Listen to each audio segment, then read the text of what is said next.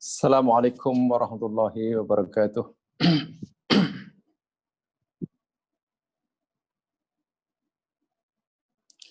Innal hamdalillahi nahmaduhu wa nasta'inuhu wa natubu ilaihi wa nastaghfiruh. Na'udzu billahi min syururi anfusina wa min sayyiati a'malina. May yahdihillahu fala mudilla lahu wa yudlil fala hadiyalah. Allahumma salli ala Muhammad wa ala ali Muhammad kama sallaita ala Ibrahim wa ala ali Ibrahim wa barik ala Muhammad wa ala ali Muhammad kama barakta ala Ibrahim wa ala ali Ibrahim fil alamin innaka Hamidum Majid.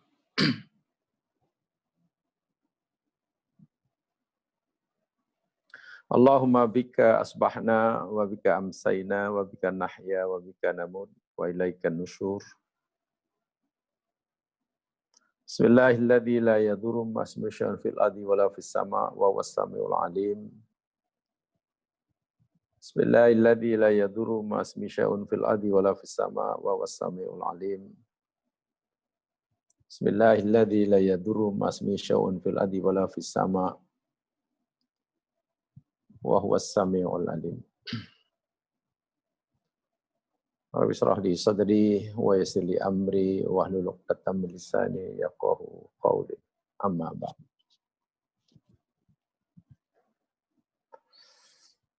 Doakan mudah-mudahan kita sentiasa dilindungi dan dirahmati oleh Allah Subhanahu wa taala. Diberikan kekuatan untuk sentiasa istiqamah dalam menjalani syariat agamanya. Diberikan keazaman yang kuat untuk terus mempertingkatkan kefahaman kita terhadap agamanya, untuk kita menambahkan bekalan suatu saat apabila kita telah dipanggil olehnya. Salawat dan salam dan Allah sentiasa limpahkan kepada Nabi besar Muhammad sallallahu alaihi wasallam,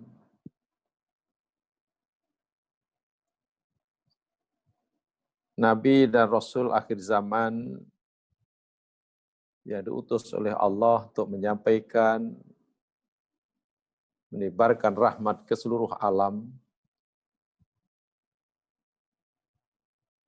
yang telah mengeluarkan manusia daripada kegelapan kufur syirik kepada cahaya iman dan Islam.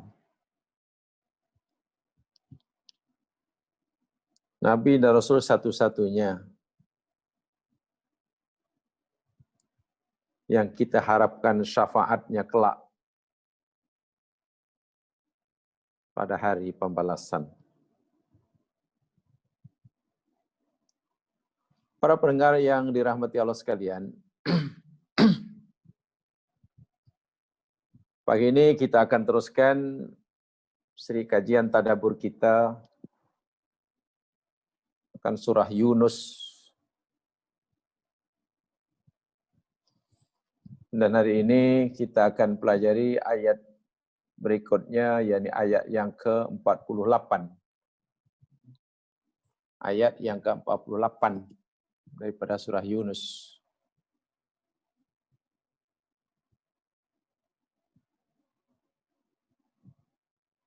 Coba lihat Qur'annya.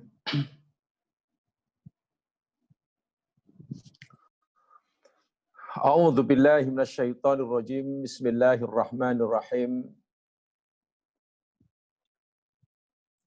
Walikulli ummatir rasulun fa idza jaa rasuluhum qudiya bainahum bil qist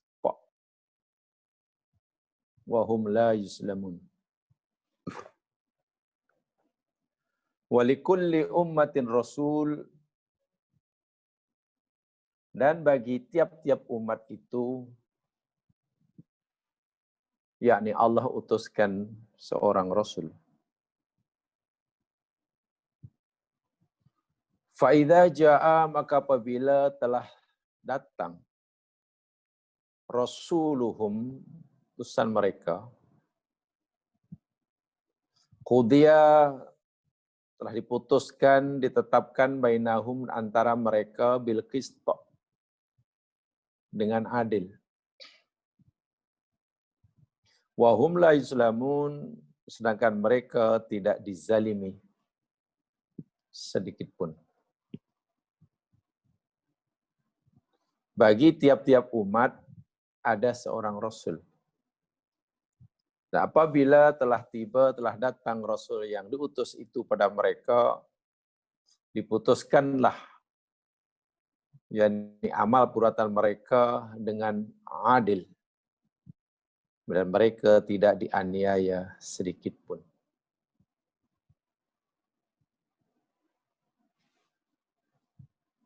Imam Al-Maraghi di dalam tafsirnya, beliau menyatakan, innahu ta'ala lahu rahmah bi'ibadih.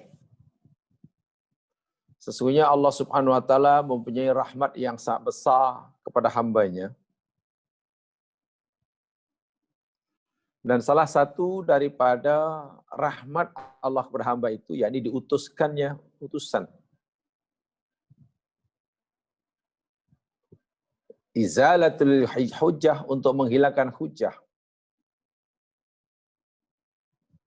Setiap umat, yang telah berlalu, tidak ada seorang pun yang Allah biarkan hidup tanpa utusan. Tanpa ada orang yang dipilih oleh Allah untuk menyampaikan peringatan pada waktu tersebut. Liyubayyina lahum ma yajibu alaihi minal imani bih wa bil yaumil akhir.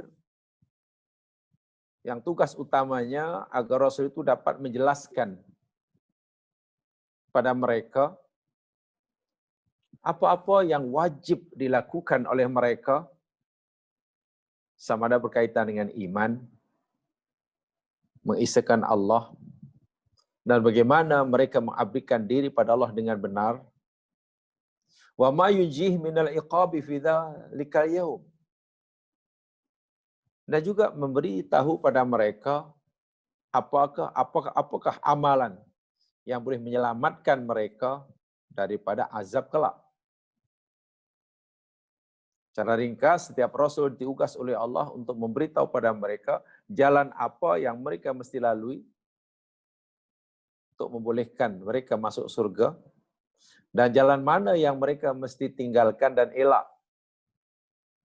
Karena jika mereka mengikuti jalan tersebut akan menyebabkan mereka dihumban dalam neraka. Yang dengan peringatan, tafsir dan indar ini, mereka umat akan mendapatkan kebahagiaan fid darain, di dua negeri, dua alam, yakni alam dunia dan alam akhirat. Makna ayat ini yakni sejalan sama dengan makna ayat yang lain yang lebih tegas. Sebagai contoh, umpamanya dalam surah Fatir, ayat yang ke-24. Surah Fatir ayat yang ke-24. Coba rujuk di sana. Allah Subhanahu wa taala berfirman, wa in min ummatin illa khala fiha nadhir. Wa in min ummatin illa khala fiha nadhir. Dan tidak ada satu umat pun yang telah berlalu Tidak ada satu umat pun yang telah berlalu, melainkan telah berlalu bersama mereka seorang pemberi peringatan. Artinya tidak ada umat yang pernah wujud di alam semesta ini, melainkan ada pada zamannya nadhir. Ya, ini orang yang dipilih oleh Allah untuk menyampaikan apa yang wajib mereka lakukan, apa yang mereka perlu tinggalkan. Dan Allah juga berfirman dalam ayat yang lain, surah Al-Isra ayat 15. Wa ma kunna mu'adzibin hatta nab'atha rasulah. Dan tidaklah kami, kata Allah, hendak menyiksa satu kaum, satu umat, sehingga kami mengutuskan ke atas mereka seorang rasul. Ini adalah rahmat dan keadilan Allah sebelum Allah menunjukkan keadilannya di akhirat. Allah berfirman, kami tidak akan menyiksa satu kaum, satu umat dengan sebab perbuatan mereka, sehingga kami mengutuskan pada mereka rasul. Sebab kalaulah Allah siksa suatu kaum, suatu umat karena perbuatan mereka, sedangkan mereka tidak tahu adakah perbuatan mereka itu salah atau betul, Allah ridha atau Allah murka, karena mereka tidak tahu oleh sebab Allah tidak mengutuskan pada mereka utusan. Di mana letak keadilan Allah? Maha suci Allah daripada berlaku zalim. Sebab itulah Allah utuskan dahulu utusan. Bagi tabyin, menjelas apa yang Allah suka mereka lakukan, apa yang Allah tak suka mereka lakukan. Nah, selepas dijelaskan jelasnya, akhirnya mereka diberi pilihan. Nak buat, nak langgar, nak patuh. Jadi di akhirat nanti, mereka tinggal dikisap saja. Dan mereka tidak ada alasan untuk mengatakan, ya Allah, kami tak tahu ini semuanya. Tidak ada alasan. Itu yang dinyatakan di dalam Al-Quran, ayat yang lain. Supaya mereka nanti tidak punya alasan. Bila dikisap oleh Allah, mereka tidak ada alasan untuk berkata, ya Allah, kami tak tahu bahawa benda ini, amalan yang dulu aku lakukan ini, amalan yang kau tak suka. Ya Allah, hamba-Mu ini dulu tak tahu bahawa perbuatan ini, perbuatan yang mesti hamba-Mu lakukan. Alasan ini tidak akan diterima oleh Allah. Karena Allah telah beritahu kepada mereka melalui utusannya. Jadi, diutusnya Rasul, pertama rahmat Allah, dengan sebab itu kita tahu apa yang mesti kita buat, apa yang kita tinggal. Keduanya, supaya nanti manusia tidak punya hujah, tidak ada alasan hendak membela kesilapan dirinya. Sebab itu Allah tegas menyatakan dalam Al-Isra tadi, kami tak akan siksa hamba-Ku karena perbuatannya, sejahat manapun, seburuk apapun, selagi kami belum utuskan pada mereka utusan yang menjelaskan akan perbuatan tersebut. Jadi tertutup peluang untuk seorang hamba berhujah di hadapan Allah bagi mengelak pertanggungjawaban atas segala amalnya di akhirat. Alasan apapun ditolak. Alasan tidak tahu, alasan subhanallah, apalah. Ya orang kata, kenapa kau tidak buat? Ya dia belum sampai seru umpamanya. Ini alasan-alasan yang tidak mungkin diterima oleh Allah. La ta'tazirul yaum. Orang kata, kamu jangan mengumpulkan alasan di hadapan aku hari ini. Hari ini bukan masa untuk kamu berhujah. Hari ini bukan masa untuk kamu berdebat dengan aku, kata Allah. Hari ini yakni hari untuk aku putuskan segala perbuatan kamu. Yang baik aku berikan pahala, yang tak baik aku balas dengan siksa. Rusulan mubasyirin wa mundhirin.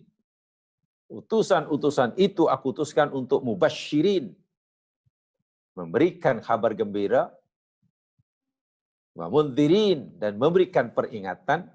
Tujuannya jelas.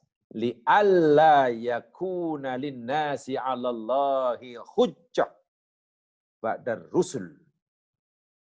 Supaya manusia tidak punya alasan, tidak punya hujah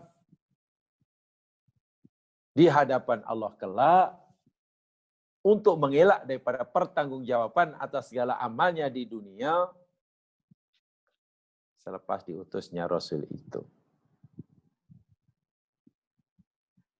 Dari uraian yang berikan oleh Imam Al-Marughi ini, kita boleh ambil kesimpulan begini, jamaah sekalian. Katalah jika ada pertanyaan lah. Jika ada pertanyaan. Ini kita andaikan.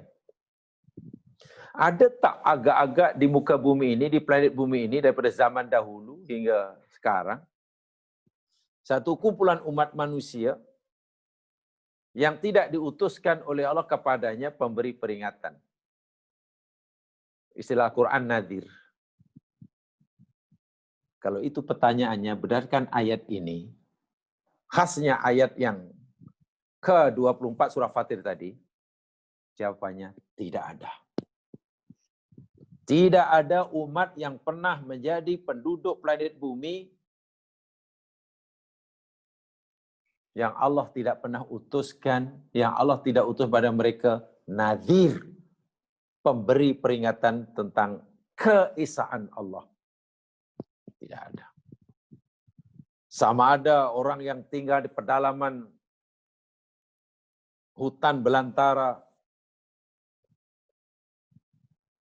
Amazona, 3.000 tahun yang lalu, atau mereka menjadi penghuni tanah besar Cina 4.000 tahun yang lalu, atau mana-manalah bangsa yang bermustautin di pedalaman benua Latin Amerika umpamanya. Sebagai orang Islam kita yakin ada utusan yang Allah utuskan pada mereka. Kenapa kita yakin begitu? Quran beritahu, wa immin ummatin illa khala fiha nadhirun. Tidak ada satu umat pun melainkan telah berlalu bersama mereka seorang utusan. Tapi kalau kita ditanya, bila ada siapa nama nadhir yang Allah utuskan kepada mereka yang tinggal di Latin Amerika 3.000 tahun yang lalu? Siapa yang Allah utuskan nadhir yang Allah utuskan kepada mereka penghuni benua Afrika 5.000 tahun yang lalu umpamanya? Kalau itu pertanyaan kita jawab, kami tak tahu. Kami tak tahu. Mungkin kita tanya, kenapa awak tak tahu? Awak kata ada. Macam mana awak kata ada tapi awak tak tahu? Jawapannya senang saja. Jawapannya yakni ada dalam surah An-Nisa. Jawabannya ada dalam surah An-Nisa ayat 164. Ya, kita yakin ada utusan itu, tapi kita tak tahu. Kenapa kita yakin ada? Ya, sebab Quran dah cerita. Setiap kaum, setiap umat ada nadhirnya. Lagi pula Allah berfirman, aku tidak akan siksa satu kaum sebelum kami utuskan utusan. Tujuannya supaya nanti mereka tidak ada hujah. Kalau ada siapa orang itu, utusan itu, kita jawab tidak tahu. Macam mana tak tahu? Surah An-Nisa ayat 164 jawabannya. Dalam ayat itu Allah berfirman, wa rusulan qad qasasnahum 'alaik min qabl. Dan sebagian utusan-utusan yang aku utus itu, wahai Muhammad, aku telah ceritakan kisahnya kepada engkau. Min qabl dahulu. Ada utusan, ada nadhir yang Allah ceritakan kisahnya kepada Nabi kita. Kepada kita, dalam Al-Quran ada. Kisah Nabi Adam ada Nuh di sana, ada Idris, ada Hud, ada semuanya ada. Sehingga karena Allah cerita kepada kita, kita menjadi tahu. Masalahnya, warusulan lam naqsushum alaik. Dan ada utusan-utusan aku, kata Allah, lam naqsushum alaika. Kami tak pernah ceritakan pada engkau akan kisah. Lam masuk mudhari', tidak pernah maknanya. Bukan tidak, tak pernah. Jadi jangankan kita, Nabi pun oleh Allah tidak diberitahu siapa sebagian utusan yang Allah pernah utuskan. Sehingga bila Allah tidak cerita kepada kita, tak cerita pada Nabi, kita pun tak tahu, Nabi pun tak tahu. Tapi kita yakin ada. Kita yakin ada. Tapi kita tak tahu sebab Allah tidak ceritakan kepada kita. Inilah yang saya kata tadi, di akhirat nanti Allah tinggal mengadili segala perbuatan manusia. Segala manusia, perbuatan manusia akan diadili. Dan mereka dipertanggungjawabkan amalnya. Dan mereka tidak punya peluang untuk melakukan alasan apapun. Apapun alasan ditolak oleh Allah. An-Nisa 165 itu mengatakan, li'alla yakuna linnasi 'ala Allahi hujjah ba'da rasul. Dan Allah menyatakan, mereka tidak dizalimi sedikit pun. Tidak dizalimi sedikit pun. Apa maksudnya? Maksudnya, kalau kita kaitkan dengan Al-Isra 15 tadi, jika mereka ini nanti dibalas amalannya di akhirat, sedangkan di dunia mereka tidak diberitahu amalan apa yang Allah suka, amalan apa yang Allah tak suka, tiba-tiba di akhirat dihukum, ya itu zalim namanya, mereka teraniaya. Lagi pula Allah dah bagi tahu tadi, saya katakan, aku tak akan siksa selagi aku belum beritahu pada mereka. Itu makna mereka tidak dizalimi. Makna kedua, mereka akan mendapatkan balasan yang setimpal. Sehingga mereka tidak akan dilebihkan siksanya atas perbuatan jahatnya. Mereka tidak akan dilebihkan balasan siksanya bagi perbuatan jahatnya. Mereka juga tidak akan dikurangi balasan pahalanya daripada kebaikan yang dilakukannya. Itu namanya adil, itu namanya tidak zalim. Di akhirat tidak ada orang yang dilebihkan balasan siksanya melebihi daripada kejahatannya, dan tidak ada yang dikurangi pahalanya daripada bagi amalan kebaikan dilakukannya. Tapi mungkin di akhirat ada orang yang diringankan, dikurangkan siksanya dari yang sepatutnya, atau dilebihkan ganjarannya dari yang semestinya. Itu adil, dan Allah lebih daripada adil. Ihsan.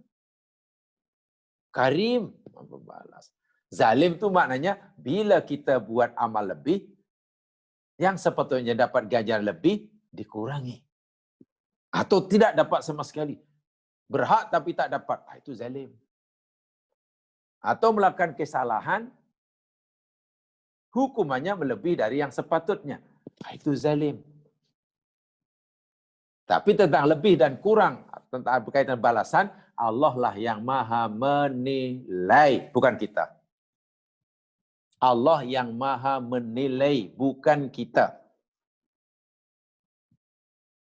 Sebab kalau mungkin menurut kita, wah ini berlebihan, mungkin. Ya tak boleh macam mana ni? Ada orang itu mencuri, merompak, membunuh. Itu dosa besar tu, membunuh orang, jenayah yang dahsyat. Tapi macam mana Allah Subhanahu Wa Taala boleh ampunkan pula? Boleh ampunkan dosanya. Yang dibunuh bukan seorang, yang dibunuh 100 orang. Dosanya banyak dan besar, tapi Allah bagi pengampunan, dan matinya pula Allah mati syahid. Wah, tengok apalah tobatnya orang itu. Kita fikir mungkin macam tak. Terlalu murah sangat. Sementara ada orang yang musyrik, tiba-tiba dahlah dengan menghapuskan, sulit melakukan seluruh amal pahalanya. Lalu nanti Allah tidak akan ampunkan di akhirat jika tidak sebab bertaubat. Wah, syirik kecil aja. Ya, syirik kecil contohnya riya kan. Wah, riya, syirik kecil aja. Macam mana boleh menghapuskan amalan yang ada padanya riya? Wah, tak nampak pun. Ini yang mencuri tapi tidak menghapuskan pahala amalan. Bagi kita mungkinlah macam tak seimbang. Jadi saya ulangi sekali, yang akan menilai balasan itu sesuai atau tidak dengan amalan Allah, bukan kita. Bukan kita. Nanti akan diberi balasan bil qist. Nah sekalian, elok saya ulangi sedikit. Qistun di situ diterjemahkan mungkin dengan adil. Bil qisti dengan keadilan. Bil adli pun dengan adilan. Jadi sebenarnya ada beberapa peringkat. Ya. Ada al-adlu, ada al-qistu, ada al-ihsan. Ada 3 istilah. Al-adlu, al-qistu, al-ihsan. Al-adlu itu ya, yakni memberikan sesuatu atau melakukan sesuatu seperti yang semestinya. Itu adil.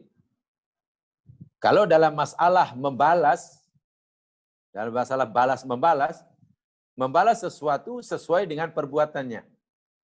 Itu adil. Kalau masalah memberi upah upahnya, memberi upah pada pekerja sesuai dengan pekerjaannya. Tak lebih, tak kurang. Itu namanya adil. Kalau bayar utang sesuai tanggungan hutangnya. Hutang RM1.000, bayar RM1.000. Itu namanya adil. Jadi sama. Buat kejahatan ini, diberi balasan ini. Sama. Buat amalan ini, dibalas dengan ini. Sama. Itu namanya adil. Jadi sama betul. Sama ada masa memberi atau menerima. Ada orang meminjamkan hutang, pinjaman pada kita, memberi pinjaman pada kita RM10. Kita membayarnya RM10, kita adil. Dia menerima balik RM10, dia pun adil. Ini namanya adil. Seorang penjenayah, dia berarti bersalah di mahkamah. Lalu dijatuhkan hukuman oleh yang arif Tuan Hakim. Yang arif Tuan Hakim, yakni ketika menjatuhkan hukuman, yakni berdasarkan fakta, bukti, saksi.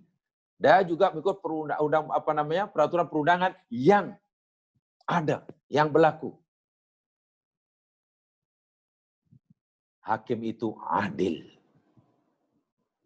Walaupun mungkin yang tertuduh yang dihukuman tadi merasa tidak adil. Tapi bila hakim sudah memutuskan satu keputusan sesuai dengan peruntukan undang-undang, berdasarkan bukti, saksi, keterangan-keterangan, hakim itu adil. Walaupun mungkin yang tertuduh merasa keputusan itu tidak adil dan kemudian buat rayuan. Tak apa. Itu adil. Al-qistu lebih daripada itu. Qistun itu adil tapi maksudnya begini. Qistun itu yakni keadilan dalam masalah menyelesaikan sengketa. Masalah sengketa.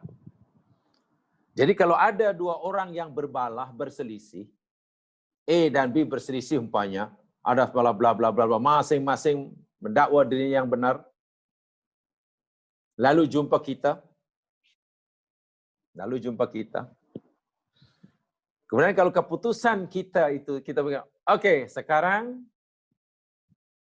keputusan ini yang benar di antara kamu A dan B adalah B umpamanya. Jika keputusan kita itu betul bukan berdasarkan fakta dan bukti, keputusan kita namanya adil. Walaupun A mungkin tak puas hati. Tapi jika penyelesaian yang kita tawarkan kepada A dan B yang sedang berselisih tadi, bermasalah tadi, sedang bersengketa tadi, keputusan kita tawarkan itu boleh memuaskan kedua-dua belah pihak. A puas hati, B pun puas hati. Maka keputusan kita itu namanya qisṭun. Ini luar biasa susahnya ini. Qisṭun. Puas hati. A pun puas hati, B pun puas hati. Tapi kalau A puas hati, B belum puas hati, walau keputusan itu yakni berdasarkan fakta, berdasarkan peruntukan undang-undang, itu namanya adil. Di akhirat Allah putuskan bukan bil adli, bil qisti. Apa maksud bil qisti? Iya, hatta orang yang dijatuhi oleh Allah, ditetapkan oleh Allah, disiksa di neraka pun, dia puas hati. Gitulah. Orang yang diputuskan oleh Allah masuk neraka pun, tidak merasa ia dizalimi oleh Allah. Dia yakin benar Allah adalah adil. Dia pun puas hati. Mungkin bahasa ini agak pelik. Macam mana orang masuk neraka boleh puas hati? Puas hati yang saya masukkan, orang yang dimasukkan masuk neraka pun tidak merasakan bahwa Allah berlaku zalim kepadanya. Jadi puas hati. Bahwa orang yang masuk neraka ingin keluar, itu bukan sebab mereka tak puas hati dengan keputusan Allah. Mereka ingin keluar itu karena tak tahan dengan neraka, siksa neraka. Dia minta itu tak dapat, minta ini tak dapat, ingin keluar tak dapat, ingin balik ke dunia tak berjaya. Itu bukan pasal tak puas hati dengan keputusan Allah. Dia tak tahan dengan azab neraka.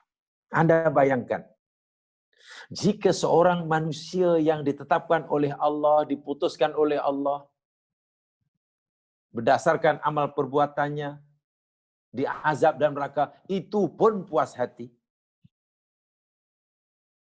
Bagaimana pula mereka yang diputuskan oleh Allah masuk surga? Takkan masih nak protes? Itu berlaku di akhirat. Keadilan Allah benar-benar dapat dirasai oleh setiap manusia. Hatta orang kafir pun merasakan keadilan Allah di akhirat. Di dunia, walaupun Allah ini maha adil, di dunia, walaupun Allah itu maha adil, dan mustahil Allah berlaku zalim, tapi keadilan Allah di dunia kepada hambanya, tidak semua manusia merasainya, tidak semua manusia meyakininya. Ramai yang merasakan Allah tidak berlaku adil dalam hidupnya. Aku dah buat begini, kenapa begitu? Aku ini mesti Allah, macam mana ni Allah melakukan? Karena bagi kita di dunia, mungkin keadilan Allah itu jika apa yang Allah putuskan buat kita sesuai dengan kemauan kita. Itu bahayanya. Bahayanya yakni kita ada orang memahami keadilan Allah itu jika apa yang Allah perlakukan buat kita sesuai dengan kemauan kita. Itu baru Allah adil. Tapi kalau apa yang Allah perlakukan kepada kita tidak sama dengan kemauan kita, Allah tidak adil. Itu fahaman manusia di dunia terhadap keadilan. Wahai Allah tidak pernah berlaku zalim. Hanya keadilannya di dunia, belum semua orang merasainya, belum semua orang mengakuinya, belum semua orang meyakininya. Di akhirat, Allah tak kata bil adli, bil qisti. Jangankan orang mukmin, orang kafir yang diputuskan oleh Allah masuk neraka pun dapat merasakan keadilan Allah. Tidak merasa Allah zalim. La yuzlam. Itu yang saya katakan tadi, orang kafir pun diputuskan masuk neraka pun puas hati. Puas hati. Yang bersengketa, puas hati juga. Ya. Dahulu di dunia menganiaya B, menzalimi B, ya, tak bayar hutangnya kepada B sehingga B susah hingga mati tak selesai. Di akhirat oleh Allah B diberi peluang oleh Allah untuk menuntut balik kepada A. Ya Allah, hamba-Mu menuntut bela kepada A. Dahulu dia punya hutang pada aku, dia tidak mau bayar. Sedang aku memerlukannya. Hingga mati aku susah kerana gagal mendapatkan balik hutang. Ya Allah, dunia dia telah menganiaya diriku ini. telah menjatuhkan nama baikku ya Allah. Hingga mati tidak selesai. Ku menuntut ya Allah. Minta pengadilan. Ya, Allah benarkan B untuk menuntut A. Di akhirat tidak ada masa untuk memaafkan. Di akhirat tidak ada masa untuk tukar barang. Yang ada di akhirat hanya kebaikan dan keburukan. Hanya ada dosa dan pahala. Bagaimana cara Allah menyelesaikannya? Allah ambil kebaikan A, lalu diberikan kepada B yang menuntut sebagai pengganti. Sebanyak kejahatan yang dilakukan olehnya. B puas hati, A pun ya akan puas hati sebab dituntut. Apabila kebaikan A sudah habis, sedangkan orang menuntut masih ramai, maka Allah ambillah kesalahan yang menuntut itu, lalu diberikan kepada A. Yang Nabi nyatakan, itulah muflis. Cara Allah menyelesaikan, memutuskan masalah di akhir ini, betul-betul al-qistu. B tidak merasa teraniaya karena mendapatkan balik apa yang memang sepatutnya. Pun kehilangan segala-galanya karena memang sepatutnya kita hilang. Kenapa dahulu tidak diselesaikannya? Jadi dalam hal itu A puas hati, B pun puas hati. Walaupun akhirnya kata Rasulullah SAW, turiha finnar, dicampakkan dalam neraka. Tapi tidak merasakan Allah berlaku zalim. Yang ada hanya penyesalan dan kemudian mengakui, fa'tarafna bidubina, ya Allah kami sekarang mengakulah dosa kami. Memang kami salah ya Allah. Kami salah, kami silap, kami ini kan kecuali kami tak sempat bertaubat. Ada tak jalan untuk kami keluar daripada neraka? Itu bukan karena tak puas hati, karena tak tahan dengan siksa neraka. Dengan siksa neraka. Itu la yuzlamun. La yuzlamun. Jadi, qistun ya, bukan adlun. Ada lagi satu namanya ihsan. Nah, ihsan ini seperti mana yang kita telah paham, memberi lebih, mengambil kurang. Itu ihsan. Ihsan itu memberi lebih, mengambil kurang. Jadi katakanlah, ada seorang hamba, ya, sepatutnya jemaah sekalian, bila kita buat satu kebaikan, kan dapat balasan satu. Satu balas satu lah, itu adil. Satu balas satu, itu adil. Contoh, buat satu kesalahan, dapat satu dosa. Adil, sama kan? Tapi bila kita buat kebaikan, menurut Al-Quran, satu dibalas 10 minimum. Hingga 700, hingga gandaan yang kita tidak tahu. Wah, kita hanya buat satu kebaikan. Macam mana ganjarannya berganda-ganda? Kenapa Allah beri balasan melebihi, seakan-akan lebih daripada amalan kita?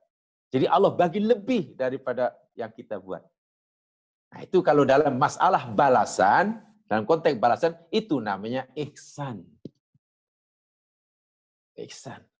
Jadi di akhirat ini, Allah adil dan ihsan. Zalim tidak mungkin. Zalim tidak mungkin. Wah, jika satu kesalahan dibalas dengan satu dosa, satu kebaikan dibalas dengan satu pahala, itu pun sudah, ya memang sepatutnya begitulah, adil lah. Satu balas satu. Tapi bagi Allah, tidak. Aku nak menunjukkan keadilanku ketika kamu melakukan kejahatan. Satu, aku balas satu. Tapi bila kamu melakukan kebaikan pada aku hendak menunjukkan ihsanku. Kan Allah berfirman memuji kita, wa ahsin kama ahsanallahu alaik. Ahsin kama ahsanallahu ilaik. Berbuat baiklah kamu sebagaimana Allah telah ihsan kepada kamu. Allah ini banyak sekali buat ihsan pada kita. Karena Allah buat ihsan banyak kepada kita, Allah pun suruh kita ihsan kepada manusia. Contohnya tadilah. Coba, tidak seronok macam mana jadi hamba Allah, tak seronok macam mana jadi orang mukmin. Seakan-akan Allah begini, wahai hambaku yang mukmin, aku akan berlaku adil kepada kamu apabila kamu terlanjur buat salah. Buat salah. Apa itu? Kamu buat satu kesalahan, aku balas dengan satu dosa. Adil. Tapi bila kamu katalah melakukan kebaikan, aku akan bersikap ihsan kepada kamu. Apa itu ihsannya? Ihsannya yakni bila kamu buat kebaikan satu, aku balas 10. Lebih. Hingga 700. Kamu buat salah satu, aku balas satu. Aku adil. Tapi bila kamu bertaubat daripada dosamu, bertaubat di dosa itu buat baik. Tengok. Bertaubat dari kejahatan itu maknanya kita berbuat baik, bukan buat jahat. Sedangkan bila kita berbuat baik, Allah menghadapi kita dengan sifat ihsannya. Apa sifat ihsan Allah kepada kita bila kita bertaubat?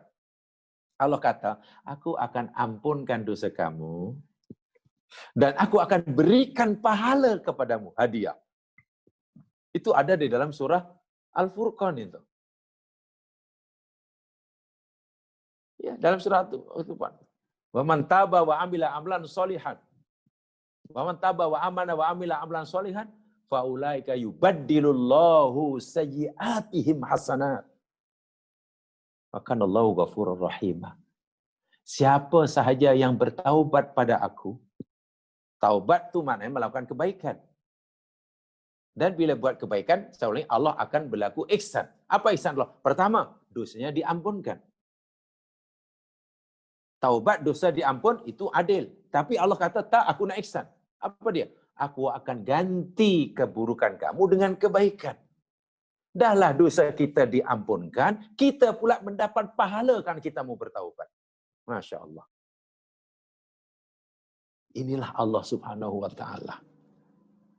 Jadi kalau kita faham seperti itu, tidak ada orang yang malas berbuat baik. Tidak ada orang yang malas berbuat baik. Karena kita hanya menggunakan tenaga yang minimum, masa yang minimum, tapi kita dapat ganjaran dan upah yang paling maksimum. Itu bila buat kebaikan. Sebab itulah, kalau kita boleh simpulkan, jika untuk membolehkan syarat untuk memberikan orang masuk surga itu mesti membawa bekalan kebaikan yang banyak. Dan untuk membolehkan orang itu katalah masuk neraka, ya mesti adalah dosa-dosa yang banyak. Hakikatnya untuk masuk surga lebih mudah daripada masuk neraka. Kenapa begitu? Saya nak bagi satu contoh lah sebagai analogi sajalah. Katalah Allah letakkan syarat semuanya. Untuk membolehkan kamu, wahai hambaku, masuk surga, kamu mesti membawa 100 kebaikan. Minimum 100 kebaikan, kamu layak masuk surga. Demikian juga untuk membolehkan kamu dihumban dalam neraka, ya kamu kena ada 100 kejahatan. 100 dosa. Katalah sama-sama 100 syaratnya. Jemaah sekalian, untuk mencari 100 kebaikan, 100 pahala, itu relatif lebih mudah.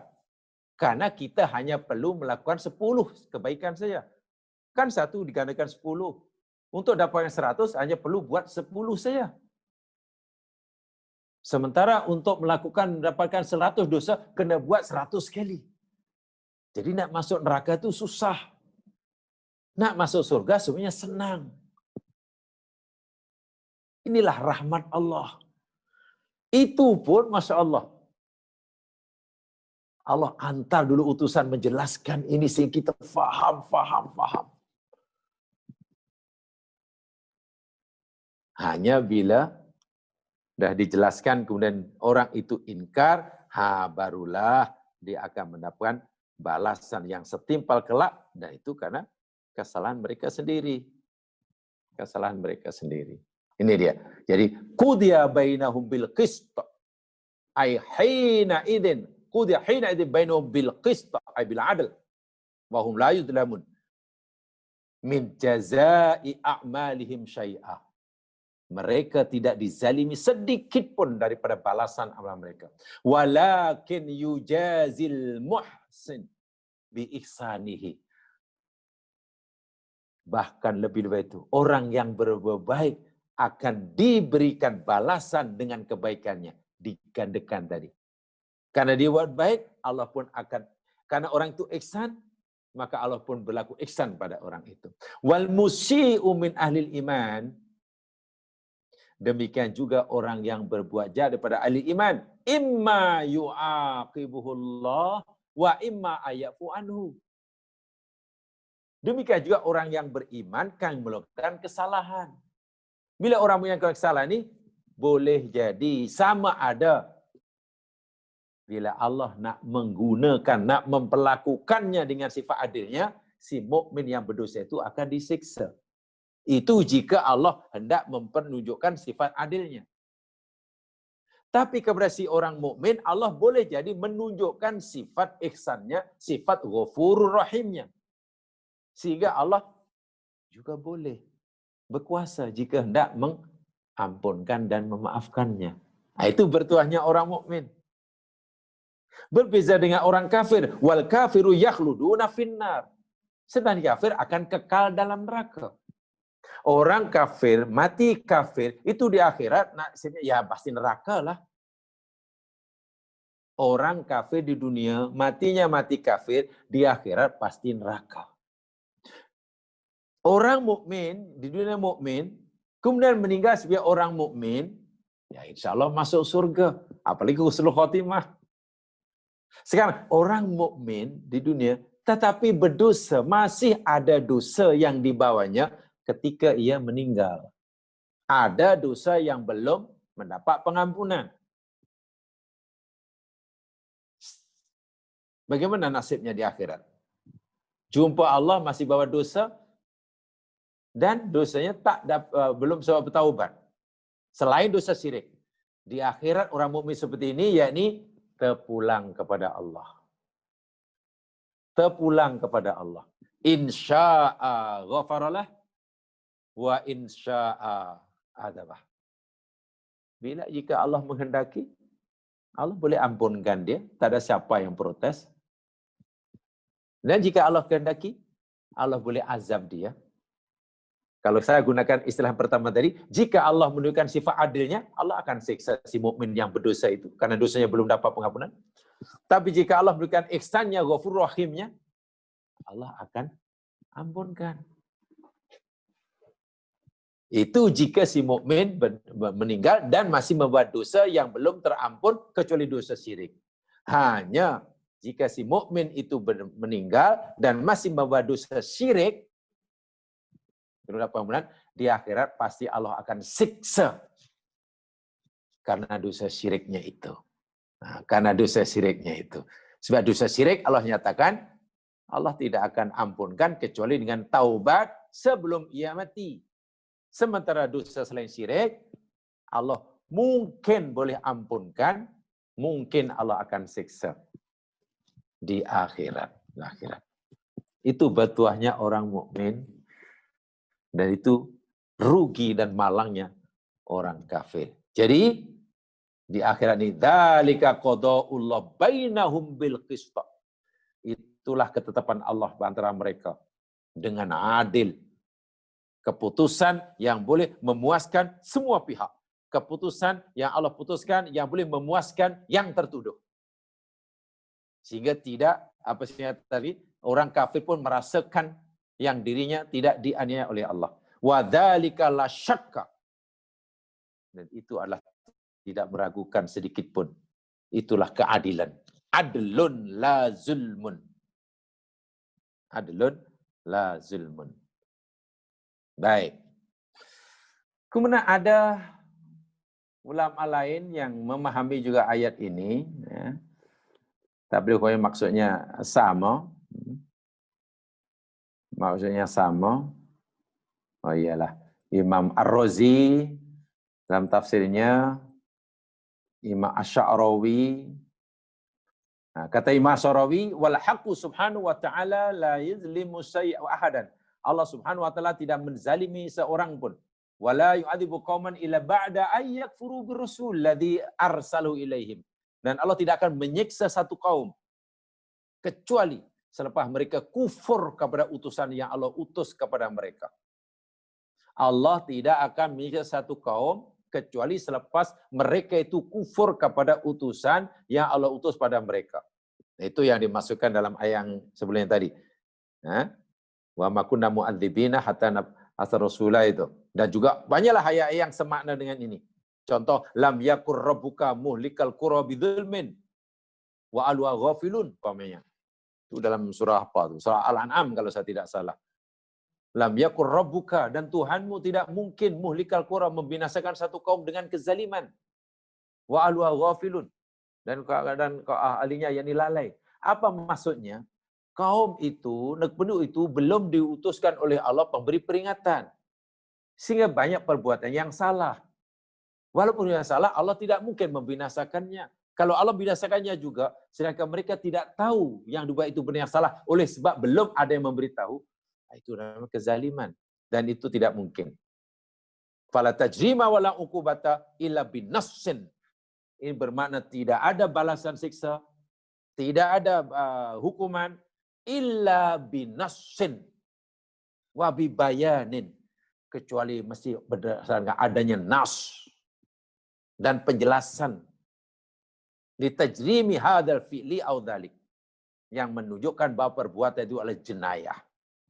Tidak ada satu hukuman, tidak satu pembalasan bagi satu amalan dosa kecuali dengan adanya nas dan penjelasan bahwa perbuatan itu adalah jahat. Dan penjelasan itu datang daripada Allah melalui utusannya. Biirsalir rusul, dengan utusan Rasul. Hatta la yahtaju ahadun bi annahu lam yasil ilaihi syai'un yuhasabu muqtadahu. Sehingga nanti tadi saya katakan tidak mungkin ada orang yang boleh berhujah kepada Allah, tidak membebaskan, melepaskan daripada pertanggungjawaban terhadap amalnya dengan alasan lam yasil ilahi syai'un, bahwasanya tidak sampai kepadanya, belum sampai kepadanya, belum seru kepadanya, belum ada orang beritahu. Itu tidak mungkin. Itu tidak mungkin, ya. Okeylah, kalau pada zaman dahulu jamaah sekalian, mungkin Nabi bersifat Nabi kepada kaum tertentu. Sehingga pada masa dahulu pernah dalam satu masa ada dua Nabi. Karena kaumnya berjarak, berjauhan. Nabi Ibrahim hidupnya sezaman dengan Nabi Lot, anak saudaranya. Tapi kan tidak di satu tempat, agak jauh. Untuk ukuran masa itu jauh. Ya, mungkin hanya dalam beberapa ratus kilometer, masa itu sudah kira jauh. Nabi Muhammad SAW, Nabi terakhir untuk semua umat manusia hingga akhir zaman. Sekarang ini jarak tidak lagi penting. Planet bumi yang dahulu dianggap sangat jauh, jarak bumi sangat jauh, sekarang tidak ada artinya. Sekarang jarak bukan ada artinya. Apa yang berlaku di belahan bumi, kita boleh lihat dari tempat kita. Bahkan minta maaf. Ada semut yang mungkin sedang bertelur di lubangnya, di tengah hutan belantara Amazon. Kita boleh melihat dari rumah yang itu ada tuh. Mana sangat kecil. Jadi alasan tidak tahu sekarang tidak mungkin. Sebab itu tidak perlu ada nabi selepasnya. Karena sekarang memang kita tidak dibezakan oleh jarak. Jarak sudah tidak ada artinya pada sekarang. Sehingga betul-betul kita ini macam umat yang berada dalam satu tempat yang sama, yang kecil, yang sedikit saja, yang sedikit saja. Itu dia. Wal haqqu subhanahu wa ta'ala yubayyin anna likulli ummatin rasulan yata'ahadu bi umrin badiyah. Itu sudah dijelaskan tadi. Baik. Kemudian sekarang ayat berikutnya. Ayat yang ke-48. Sejelas ya, ayat yang ke-47 itu sebagai tanda rahmat Allah sekaligus untuk memberikan hujah, setiap umat telah diberitahukan mana yang baik, mana buruk oleh utusan. Terpulang kepada umat itu untuk aku tidak. Bila mereka memilih untuk tidak patuh, di akhirat nanti tidak ada alasan apapun yang Allah akan terima. Di akhirat bukan tempat untuk kita berhujah, hendak melepaskan diri daripada pertanggungjawaban. Ini yang perlu kita ingat. Ayat yang ke-48, wa yaquluna mata hadzal wa'du in kuntum shadiqin. Wa yaqulun, dan mereka berkata, mata, bilakah hadzal wa'du, janji ini, in kuntum shadiqin, jika adalah kamu wahai utusan orang-orang yang benar. Orang-orang kafir yang menolak para nabi sentiasa mencabar sekaligus menghina para utusan dengan ucapan mereka. Mereka berkata, jika benarlah hari pembalasan itu ada, jika benarlah siksa kubur, nikmat kubur itu ada. Sebab bagi kami, orang mati selesai masalah. Tak ada lagi cerita selepasnya. Mati dari tanah sudah, siksa tak ada, pahala tak ada, pertanyaan tak ada, apalagi hidup semula lalu disuasa. Bilalah. Kata mereka ini karut. Lalu mereka mengejek Nabi, jika betul lah apa yang kamu janjikan itu, bila. Mata. Jika kamu benar. Laqad tasa'alu bisikhriyah. Mereka bertanya ini bukan nak tahu jawaban. Ya sekalian ya. Ini istifham. Mata itu ya ini kalimatul istifham. Ya. Kalimatul istifham itu litakyinil zaman, untuk menanyakan masa. Tapi si bertanya, si mutakalim bukan nak tahu jawabannya. Karena tujuan bertanya melalui kalimat seperti ini bukan nak tahu jawabannya, tapi itu yang sikhriya, mengejek, menghina, meremehkan. Meremehkan akan adanya azab, meremehkan adanya balasan, meremehkan adanya hari kebangkitan. Bukan nak tahu sangat bila, sebab kalau ditanya dijawab pun mereka tidak perlu jawaban, karena memang tujuannya bukan nak tahu jawaban. Tujuannya yakni mengejek, sikhriya, menghina. Ka'annahum mustabta'u nuzul adab tahakkuman. Seakan-akan mereka ini menganggap, kenapa lambat sangat? Kalau iya pun, kalau betul lah apa yang kau ancamkan tu ada, kenapa lambat sangat? Dulu tok nenek moyang kami pun dijanjikan macam tu juga. Diberikan macam tu juga. Hingga tok nenek moyang meninggal pun tak ada pun. Sekarang kamu janjikan pada kami, kamu ancaman kepada kami macam juga. Jika iya, jika ada, bila. Jadi mereka istabta'u, menganggap terlalu lambat. Jamaah sekalian, di dalam Al-Quran sebenarnya ada 6 kali. Saya ulangi. Di dalam Al-Quran ada 6 kali ayat yang mereka yang mereka ucapkan seperti ini, wa yaquluna mata hadzal wa'du in kuntum shadiqin. Yang semuanya tujuannya yakni untuk mengejek, menghina, meremehkan, kufur lah. Ada 6 kali. 6 kali itu yakni sekadar rekod saja. Pertama dalam surah yang sedang kita pelajari ini, Yunus 48. Kedua dalam surah Al-Anbiya ayat 38. Ketiga surah An-Naml, surah Semut, ayat 71. Keempat surah Saba, ayat 29. Kelima surah Yasin, ayat 48. Dan yang terakhir, yang keenam, yakni surah Al-Mulk, ayat 25.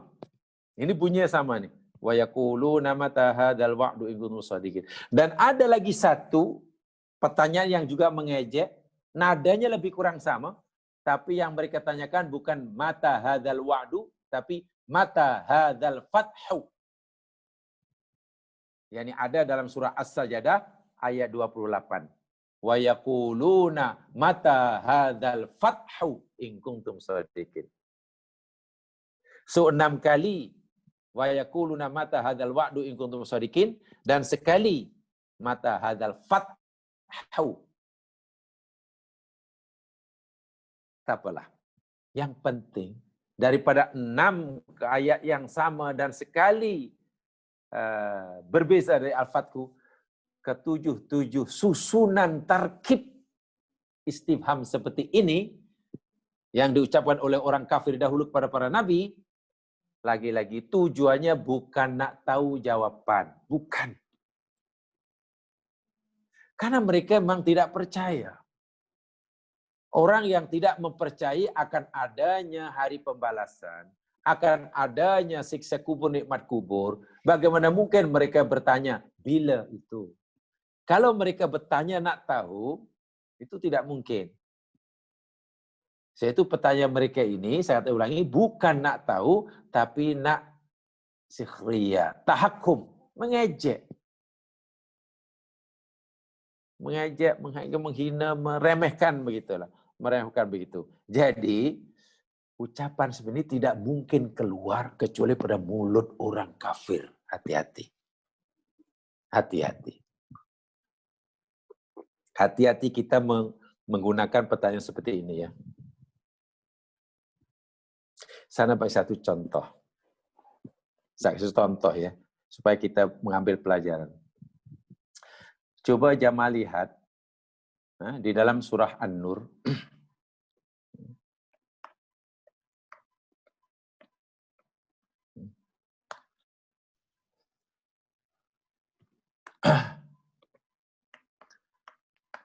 Lihat di dalam surah An-Nur ayat 55.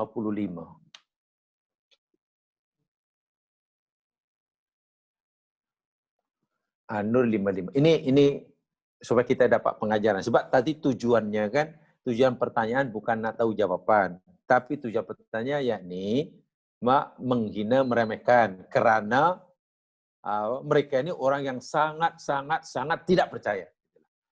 Jadi pertanyaan ini hanya keluar dari mulut orang yang tidak percaya kepada apa yang Allah firmankan, dan itu hukumnya kafir. Sebab tidak mungkin orang yang meyakini akan kebenaran firman Allah bertanya seperti ini. Sebab itu hati-hati kita menggunakan pertanyaan. Ucapan ini ucapan orang kafir. Sana satu contoh. Coba lihat surah An-Nur ayat 55. Wa'adallahu alladhina amanu minkum wa 'amilus shalihat.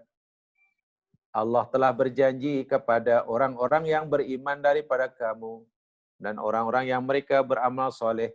Apa yang Allah janjikan pada orang mukmin yang soleh, yang Allah janjikan, yakni la yastakhlifannahum fil ard. Sungguh pasti Allah akan beri kepada mereka kuasa memerintah fil ardi, di planet bumi ini. Kama stakhlafal ladzina min qablihim, sebagaimana Allah telah memberikan kuasa memerintah khilafah kepada orang-orang sebelum mereka.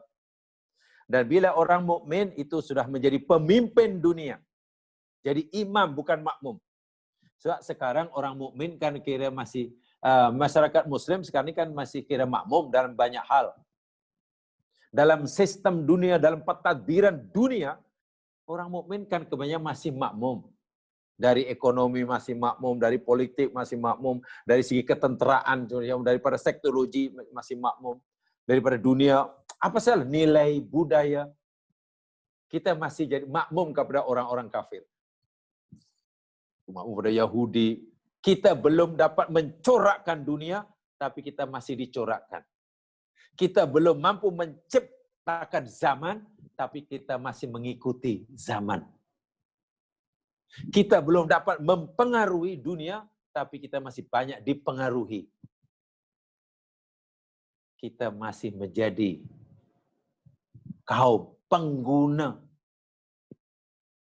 belum jadi kaum pengeluar. Kita masih menjadi orang-orang pembeli, belum menjadi golongan penjual. Ayat ini menjanjikan dan janji pada Allah.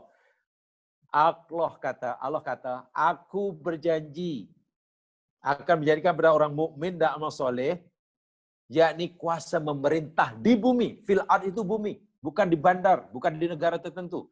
Artinya suatu saat orang mukmin akan jadi imam di dunia. Seluruh manusia akan menerima kepemimpinan orang Islam. Nilai Islam, walaupun mereka tidak memeluk agama Islam. Ini janji Allah. Dan bila dunia sudah dikuasai oleh orang mukmin, nilai-nilai Islam telah dipraktikkan, diterima walaupun oleh orang bukan Islam seluruh dunia, UN itu akan dikuasai oleh orang mukmin. Ketenteraan dikuasai oleh orang mukmin. Yang punya veto right katalah di tangan orang mukmin.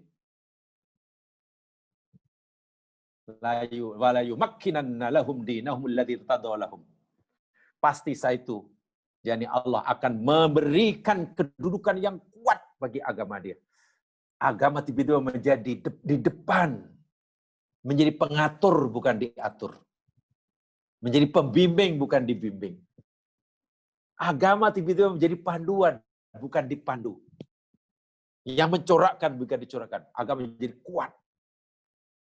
Kedudukan agama. Yang Allah ridha. Wala yubaddilannahum min ba'di khaufihim amna.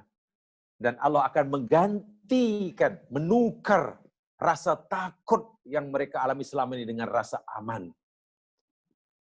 Kan orang mukmin sekarang ketakutan. Mungkin dalam peringkat dunia lah. Nak bercakap kebenaran, takut negara lain marah, akhirnya kita kena ban. Ada ketidakadilan di dunia, lalu kita lantang bercakap, akhirnya kita dimusuhi oleh dunia lain. Kita tak boleh niaga dengan dia. Kita dikenakan sekatan-sekatan ekonomi. Kita pun lebih baik tak payah cakap yang benar lah. Nanti kalau kami cakap yang benar pun, kita pula susah. Kita takut. Suatu hari bila orang menjadi pemimpin dunia, Allah kata, rasa takut itu sudah tidak ada. Kenapa? Karena kita di depan.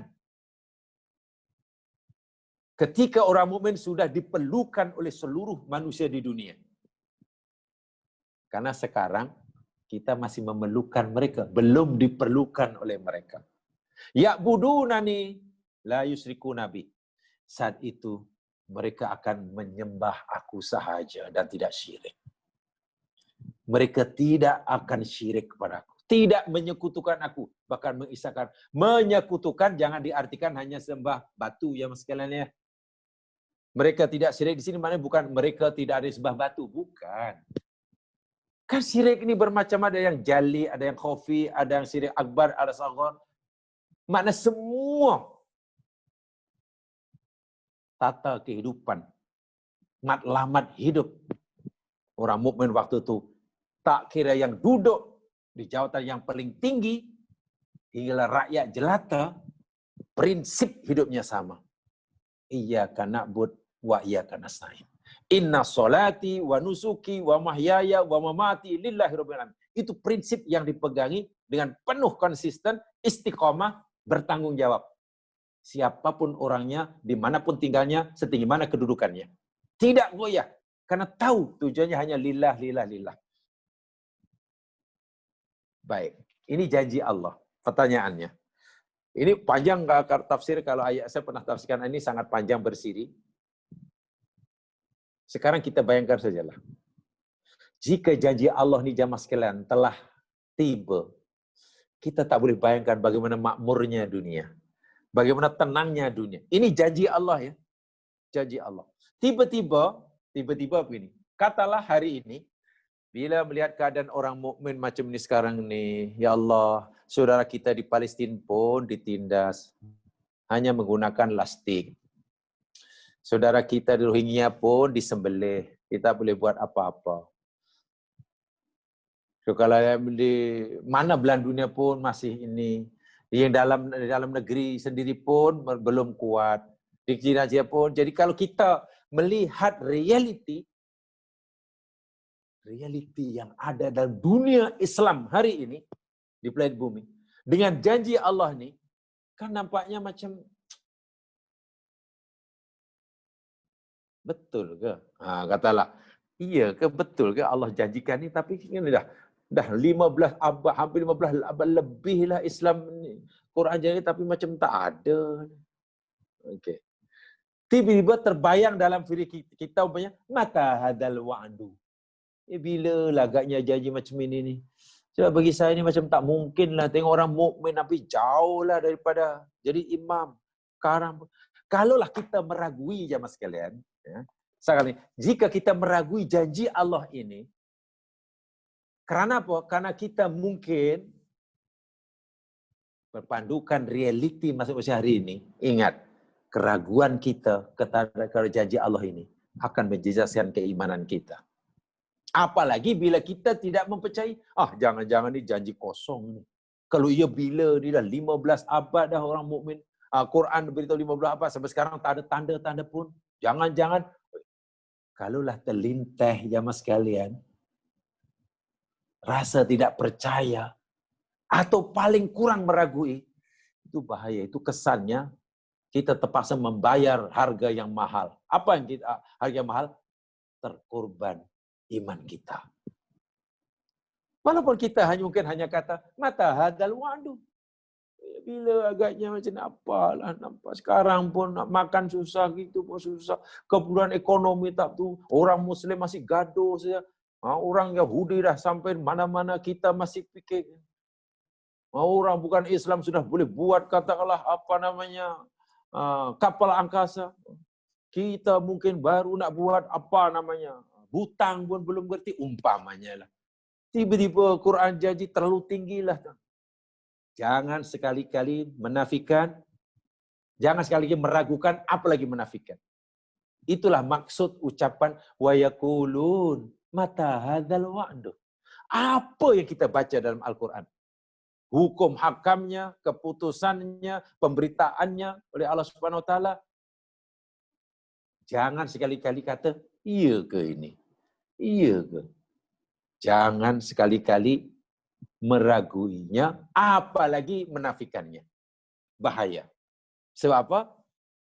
Ucapan wa yaquluna mata hadzal wa'du sama ada diucapkan atau terlintas dalam hati, wa'iyadzubillah itu hanya keluar daripada mulut dan hati orang kafir. Ini bagi saya pengajaran yang penting daripada ayat yang belum kita jelaskan. Daripada ayat yang belum sempat kita jelaskan. Saya hanya menyampaikan apa pengajaran boleh kita ambil daripada ayat wa yaquluna mata hadzal wa'du musaddiqin. Kalau kita teliti daripada 6 ayat, 7 tadi waktu tadi, Fathu tadi, semuanya keluar daripada mulut orang kafir karena tidak percaya terhadap apa yang Allah firmankan, pada apa yang Allah janjikan. Sebab itu bila kita baca Al-Quran, apapun yang Quran firmankan, hukum hakam ke, keputusan ke, peraturan ke, qada qadar ke, berita dahulu, berita akan datang ke, dan lain sebagainya lah, mulai alif hingga ya lah. Awal-awal Quran sudah kata, Dzalikal kitabu la raiba fihi. Quran ini, Quran yang kamu nak pelajari ini, la raiba fihi. Tidak ada keraguan sikit pun. Sebab itu, meragukan Al-Quran itu musuh yang perlu kita lawan. Jangan sekali-kali ada keraguan, walaupun kita belum memahaminya. Apalagi menafikan, menentangnya. Hanya kerana apa yang Quran kata, mungkin tidak sesuai dengan kepentingan kita. Itu bahaya sekali. Hanya kerana apa yang Quran putuskan, tidak sesuai dengan kepentingan kita. Kita merasa dirugikan dengan apa kata Quran. Karena merasa dirugikan, walau Allah tidak pernah merugikan sesiapa, Allah tidak berlaku zalim, lalu timbul sakwa sangka, keraguan. Memang setan suka gitu. Tanpa kita sedari, tiba-tiba kita meragui, atau wal'iyadzubillah, menafikannya. Ini kita terpaksa membayar harga yang sangat mahal, yakni akidah kita yang kita pertaruhkan. Wal'iyadzubillah. Jemaah sekalian, itu pengajaran daripada ayat yang ke-48 yang belum saya tafsirkan. Saya ingin menyampaikan pengajaran penting saya bagi untuk kita pegangi.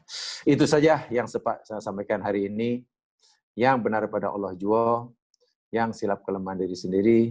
Mudah-mudahan Allah Subhanahu wa taala ampunkan segalahan kita dan Allah beri kita istiqamah bagi menjalani kehidupan di dunia. Tutup dengan bacaan tafsir Farah. Subhanakallahumma wa bihamdika Asyhadu an la ilaha illa anta astaghfiruka wa atubu ilaik. A'udzu billahi minasyaitonir rajim. Wal 'ashr. Innal insana lafi khusr illa alladziina aamanu wa 'amilus shalihat wa tawasaw bil haqq wa tawasaw bis sabr. Assalamualaikum warahmatullahi wabarakatuh.